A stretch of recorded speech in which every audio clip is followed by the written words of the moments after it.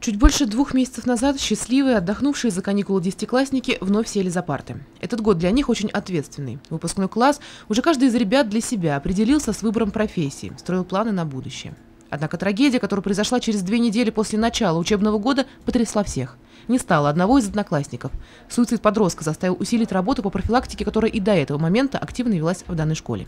Мы проводили и приглашали и психиатра, и психолога, и комиссия была в составе Любовь Александровны Больших. Мы практически старались со всех сторон подойти к этому вопросу, к вопросу суицида, но, к несчастью, мы говорили, но не были услышаны. В поселке Туй-Аляс все друг друга знают, а учителя и вовсе насквозь видят каждого из своих подопечных, вплоть до предпочтений и характерных особенностей. И поэтому резкие изменения в поведении одной из одноклассниц покойного парня после случившейся трагедии для них стало поводом для беспокойства.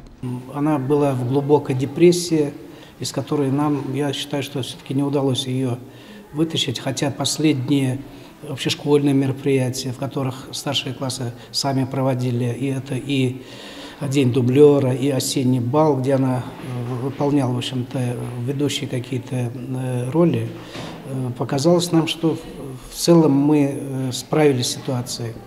Но, к несчастью, все-таки она добровольно ушла из жизни.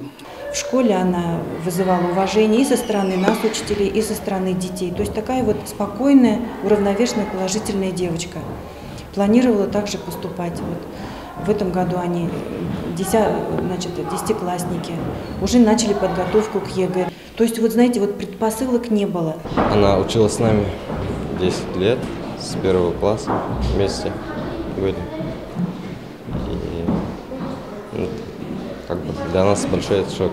В морозный ноябрьский день ребята простились с еще одной одноклассницей. Пожилые родители потеряли единственную дочь, брат, младшую сестренку. Невосполнимая утрата наполняет сегодня горечью сердца даже тех, кто не знал эту девочку.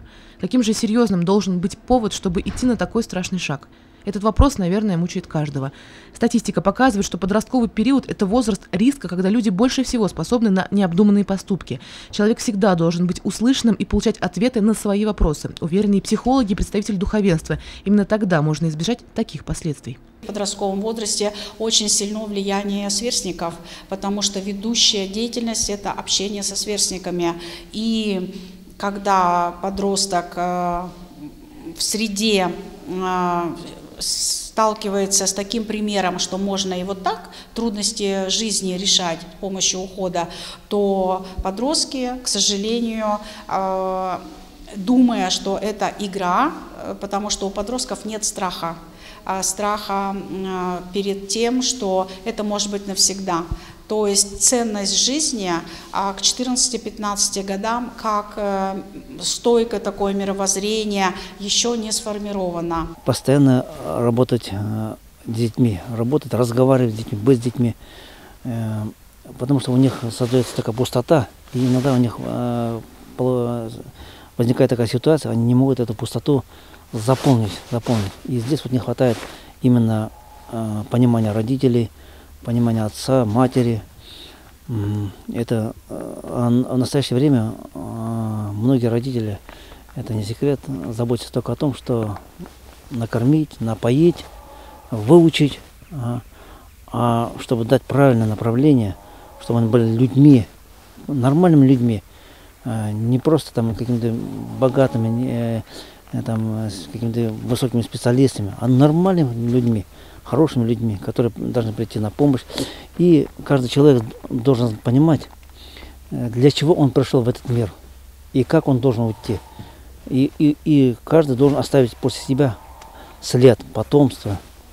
Жизнь преподносит каждому человеку самые разные, порой невообразимые ситуации. Мы и представить себе не можем, что нам готовит завтрашний день. Что бы то ни случилось, понимание, чуткость друг к другу, доброта, оптимизм – вот это именно те слагаемые, которые являются не только выходом из трудной жизненной ситуации, но и входом в прекрасную и счастливую жизнь.